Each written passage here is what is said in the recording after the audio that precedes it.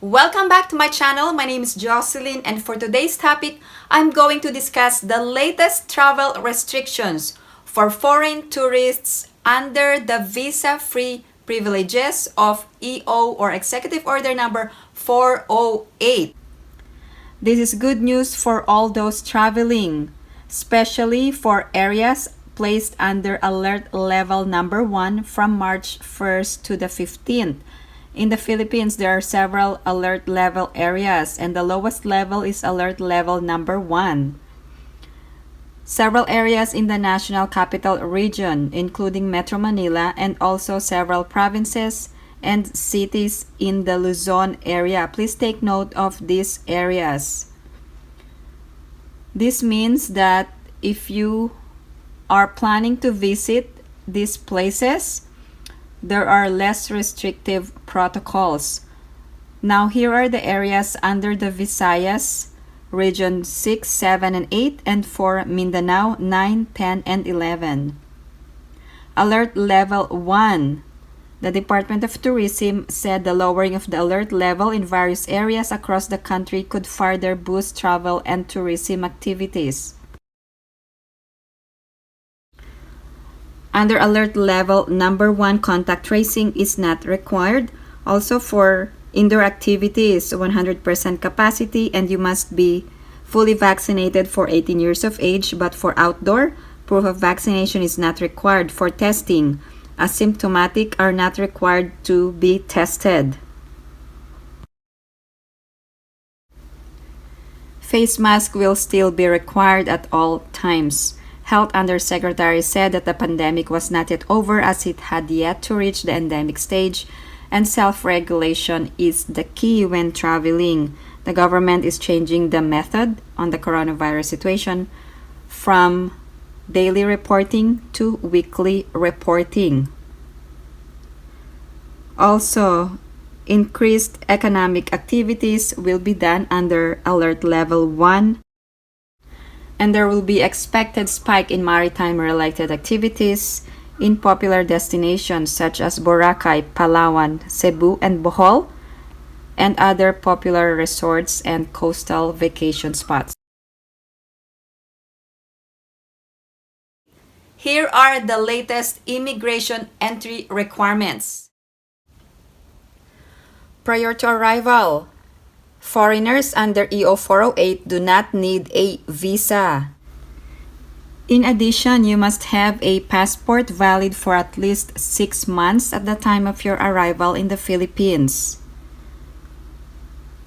Also, you must have a return or onward ticket. The requirement is that your return or onward ticket must be within 30 days for non-visa required countries under Executive Order number 408. Also, you must not be a restricted, blacklisted, or considered excluded alien by the Bureau of Immigration. Here are the list of countries for those entitled to visa-free stay of 30 days in the Philippines.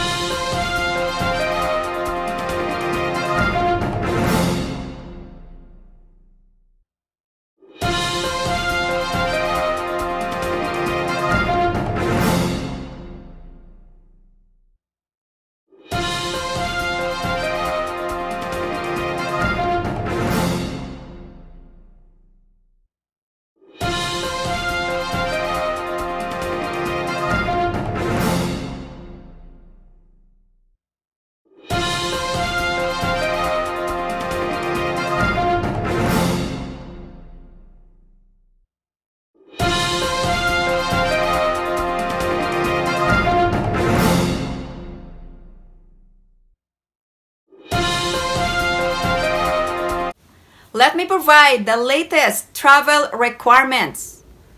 Please comply with these requirements. First, you must have a travel insurance. It is a COVID medical insurance obtained prior to arrival. A travel insurance for COVID-19 treatment costs from reputed insurers with a minimum coverage of $35,000 for the duration of your stay in the Philippines. Second requirement, you must present a negative RT-PCR test taken within 48 hours prior to the date and time of departure from the country of origin or first port of embarkation in a continuous travel, excluding layovers. And let me provide you an example. Here is a multiple flight from the same country. Take your RT-PCR test within 48 hours anytime. Count back, for example, 1 p.m. is your departure. Count back 48 hours and take your test. So regardless of another flight, you must do it before your first flight of departure. Here's another example. If you're going on multiple flights from different countries, it's still the same rule. Within 48 hours, take it. Count back 48 hours. So 1 p.m. March 1st, count back 48 hours and take it within. It doesn't matter if you have another flight in a different country afterwards. So this is the actual requirement. Another important requirement is that you must provide proof of vaccination. If you are unvaccinated, you will be denied entry. You must only present one of the following options, either the yellow card or WHO approved ICV, or VaxCert PH if you are vaccinated in the Philippines, or the third one, national or state digital certificate, or a printed copy which has accepted reciprocal arrangement. The last one is other proofs of vaccination permitted by the IATF, but there's no other information provided. Passengers from the US do not need to present World Health Organization ICV or the yellow card. The Philippine government just updated the specific countries. Also, passengers from the US can present the CDC card as a stand-alone proof of vaccination, and it is acceptable under the third option. There's an updated acceptable national or digital proof of vaccination, so this means you can present a printed copy. You can use this vaccination certificate during arrival and also for interzonal or interzonal movement. Here are the latest countries included under the reciprocity agreement, which means that the vaccine certificates from these countries are acceptable in the Philippines and can be used as proof of vaccination for purposes of entry requirements. You will not be required to quarantine if your proof of vaccination are from these countries. These are only one of the acceptable proofs of vaccination under the third option.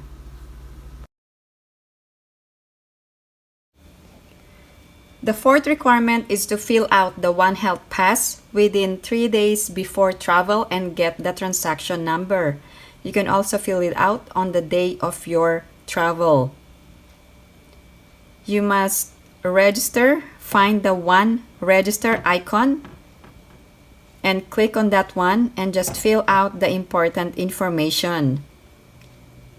In addition, you must also upload your proof of vaccination and the negative RT-PCR test. Another requirement is to download and register Traze Mobile Application for contact tracing. This may not be required when you enter, but it is recommended to fill it out. Also, you must contact the local government unit of final destination before arrival. The requirement is only self-monitor for 7 days. Home quarantine is not required. However, if you develop symptoms, you must contact your local government unit. In addition, you must also use a face mask. Well, this is common knowledge. Face shield is no longer required unless in an alert area 4 and 5. Use S-Pass for domestic travel or if you have connecting flights. Make sure to register ahead of time for hassle-free travel. Here's the latest arrival protocol. So once you are admitted in the Philippines, you are no longer required to observe hotel quarantine or facility-based quarantine, but only monitor or self-monitor for any sign or symptom for 7 days, with the first day being the date of arrival. If you are unable to comply with the proof of vaccination or your proof of vaccination was not accepted, you will not be denied entry. There was an updated IATF Resolution 160D revising this A3 under 160B. So in short, you will not be denied entry.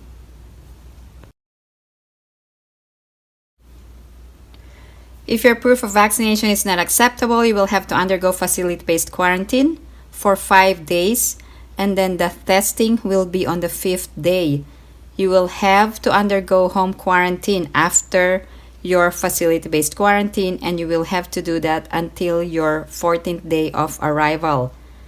Now, the local government unit of destination and the Barangay Health Emergency Response Team, they are tasked to monitor those arriving passengers undergoing home quarantine. Let me also discuss the visa extension if you are planning to stay in the Philippines for more than 30 days. And this is only applicable for visa-free nationals under EO 408. Let's talk about the allowable extensions. First scenario, before expiration of visa for non-visa required or visa required.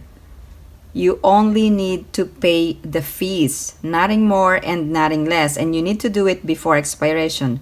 However, if after the expiration of visa for non-visa required or visa required, you must pay the fines, pay the fees including arrears.